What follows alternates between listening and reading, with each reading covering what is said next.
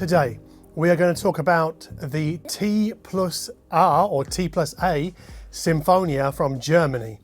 Now that's a compact Class D streaming amplifier with MM and MC phono, FM tuner, DAB tuner, and a balanced headphone output. Oh, and there are VU meters on the front as well. And we're going to put the SYMPHONIA through its paces using music you might read about in Uncut or Hi-Fi News. This episode is brought to you by AudioQuest. The cable company believes great audio performance begins with great power. Visit audioquest.com for more information. So the SYMPHONIA uses T+A's in-house developed ASA G3 streaming platform to give us Roon-ready Qobuz Connect, Tidal Connect, Spotify Connect, and Apple AirPlay 2.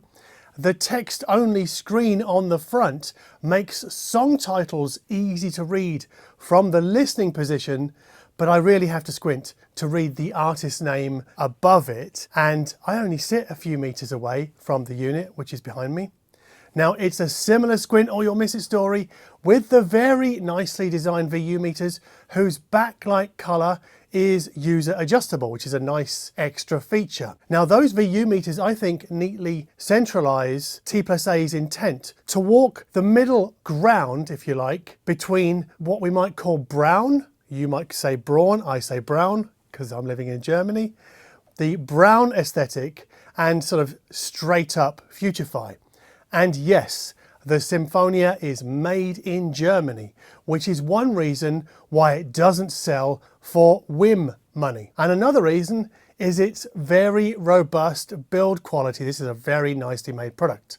Now in Europe, the SYMPHONIA will run you €8,490. Now despite their smaller than average size, knob feel on the volume wheel and the source selector is very satisfying. And I think the YouTuber word for that is premium. And the press button switches that line the front panel also seem to fit with the SYMPHONIA's high-end price tag and its general build quality. Now one advantage of having the 3 Connect services, AirPlay and Roon in the same box as the volume control is that we can use the streaming app to change the volume, or we can use T+A's Navigator G3 app, which additionally integrates Amazon Music and Deezer, and that app also lets us change inputs, even the hardwired ones.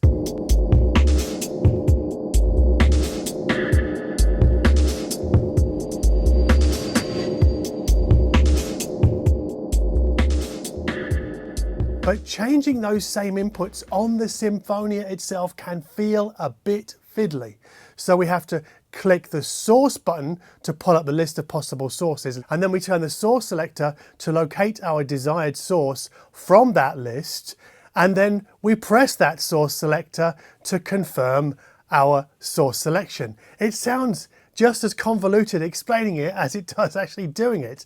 Now, thankfully, we can assign 2 of our most commonly used sources to the favorites button on the remote control. And that remote control is very nicely made, but it's a bit of a dad remote. Now on the back of this 3/4 width box, there are 2 analog inputs, both of which are RCA. And at this price, I would have liked to have seen balanced XLR, but I can only assume there just wasn't the room on the back panel. However, this is an analog purist's amplifier. The 2 analog RCA inputs are not digitized upon entry, they're all analog, and this in turn points to the absence of room correction and bass management. There's none of that here. Yes, there are dedicated subwoofer outputs on the SYMPHONIA, but in the absence of DSP, there is no internal bass management, so you'll have to cross over your sub using the sub itself. Now we could always add a Blue Sound node or other digital source to the SYMPHONIA's USB, coax or Toslink inputs if we want some of those DSP features.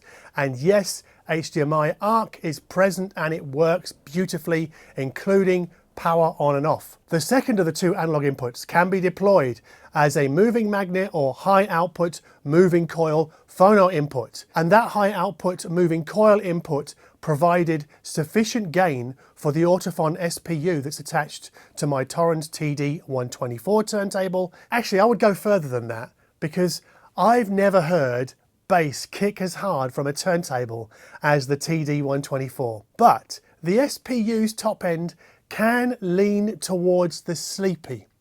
Now the Symphonia adds a little bit of spice and sparkle to the SPU's uppermost treble to sort of neatly crisp fry the edges when I'm listening to Sandwell District's feed forward. And that same audible quality carries over to the Symphonia's digital inputs, where it shows more of a commitment to drawing player outlines than colouring in those outlines. And we only have to listen to Bob Dylan's Like a Rolling Stone to hear this.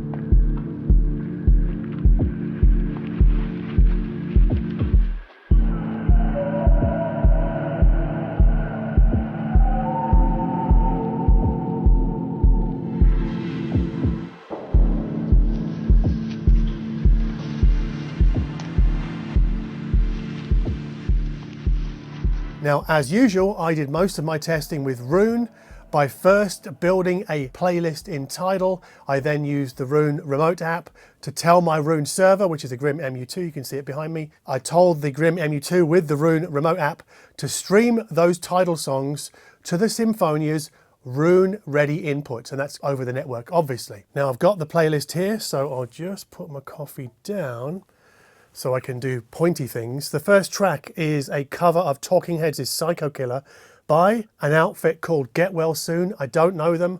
I first heard this track on a German Netflix TV show called Murder Mindfully. It's a bit silly, but it's quite good. Next track is Schneider's Paradox by Ski Mask. That's electronic club music, so some of you not going to dig that, but some of you will obviously equally like Planet Dada by Yellow, because some of the, how do I say this nicely? Some of the audiophiles who are older than me, they like Kraftwerk and they like Yellow. So that's a Yellow track. After that, I've got Radio Free Europe, but the new Jackknife Lee remix, which is really very good. I think my vinyl's coming soon. Next track is something a little bit more obscure, Dance of the Gecko by Geckos, which is M. Ward and I think Howie Gelb. And then we've got another sort of, I'm going to say it, old man audiophile track, Supertramp's Breakfast in America, and then Like a Rolling Stone by Bob Dylan. Don't think anybody's going to argue with the inclusion of that here. Then also something equally for that kind of audience, The Model by Kraftwerk. I'm doing this because in my last video, a couple of people asked me if I ever listen to normal music, because I think they find my music taste a bit confronting. That's not my fault, that's on them, but I'm trying to meet you halfway. Next track, Starburster by Fontaines DC. That's kind of angsty, angry Irish indie rock. And then we've got Evil Dub by Trent Muller. See, meeting you halfway. And then lastly, this playlist is rounded out by A Forest by The Cure. So yeah, those are the songs that I used to audition the Symphonia, to test the Symphonia. And I would like to thank Roon for sponsoring this video.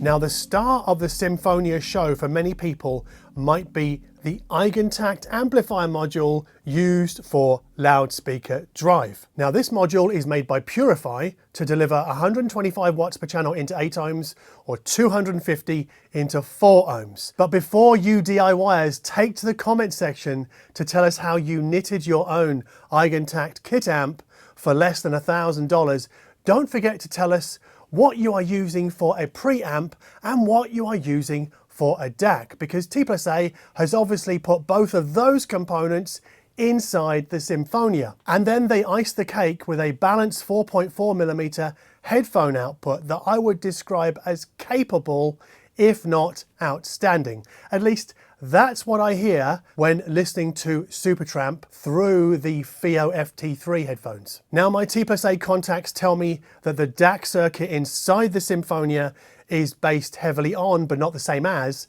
the DAC 200.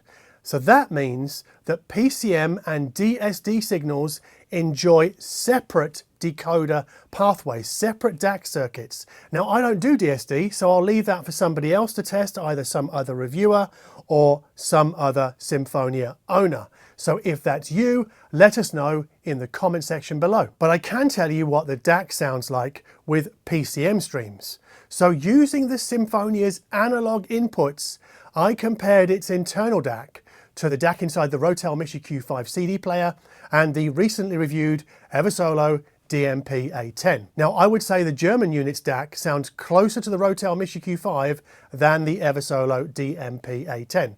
So like the Rotel, the Symphonia sounds bold and expressive, if not quite as beefy sounding as the Rotel. The T+A's window, though, is more cleanly polished than the Rotel's window.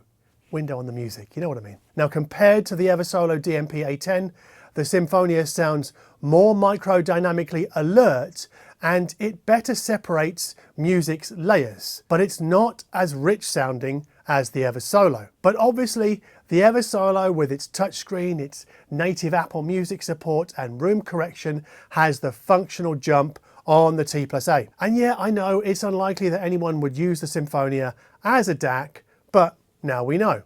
So how does the Symphonia fare as a streaming amplifier? So the whole thing. So side by side compared to the Technics SU-R1000, the Symphonia sounds just as detailed and expansive, but it propels rhythmically charged music like Yellow's Planet Dada with more snap. So like with vinyl, the Symphonia crisp fries player outlines more than the Technics, which is softer in its handling of transients. So that means we get more of a high pixel count look at the bass note textures found on Trent Muller's Evil Dub and the Cure's of Forest. Not only that, the T+A carves out spaces between the players on Gecko's Dance of the Gecko to give us the illusion of greater clarity, especially with male vocals like Howie Gelb's. Now, curiously, the Symphonia doesn't sound thin, so that's a good thing, but the Technics puts a little more meat on music's bones. And Technics' DSP-based optimization of vinyl playback still outclasses the T+A's all-analog phono input. Lastly, the SU-R1000's greater size and weight, I think, signal a higher value quotient.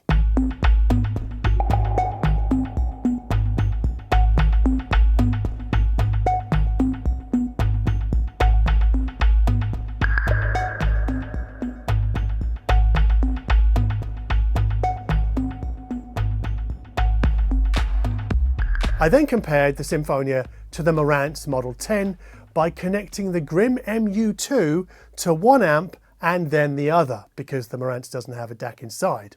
Now the Symphonia gets close to the Marantz, but comes up short on sub-bass dynamics, soundstage size, and overall tone color saturation.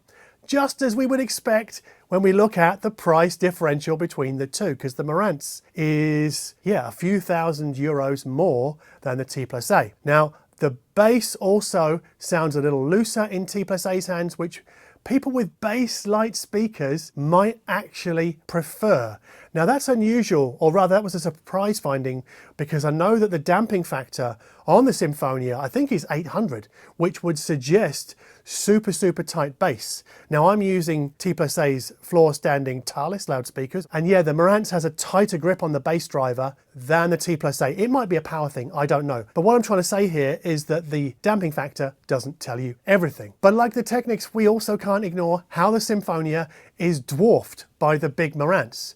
Now this points to one of the T+A's main advantages, in that it can go where the bigger, heavier Model 10 cannot. And that means onto my USM Haller's middle shelf. There's no way the Marantz will fit in there. So the Symphonia is for tighter spaces and it's for minimalists. So no, the T+A is not a giant killer, but it's an extremely competent amplifier that performs on par with similarly priced competition. Sound-wise, it sits at the same level as the Technics SU-R1000, edging it out on sound quality in terms of crisp clarity.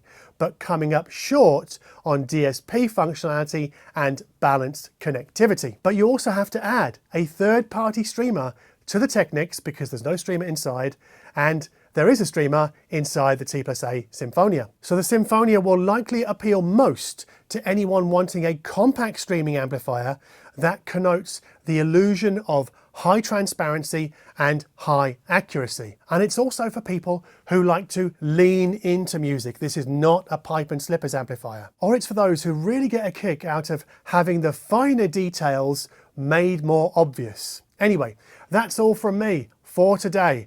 Like and subscribe according to your preference. And don't forget to hit us up on Patreon for behind the scenes stuff and the playlist that we've made for every video since 2020.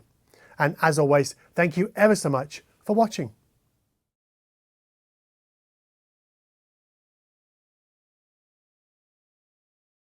And we are going to put the SYMPHONIA through its paces using music.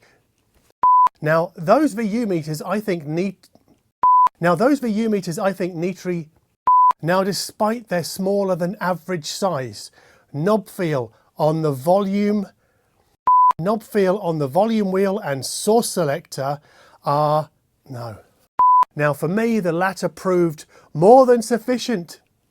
Now the latter and that high. Now I've got my phone here, so I'll just have a sip of coffee and then I'll put it down. But before you DIYers take to the comment section to tell us how you knitted your own Eigentech. Now I don't do DSD, so I'll leave that for someone else to test, either some other reviewer or somebody who. Now I would say the German Units DAC sounds closer to the, and yes, there are dedicated subwoofer outputs on the SYMPHONIA, but in the. Now, it's unlikely that anyone will use the SYMPHONIA. The SYMPHONIA's crisper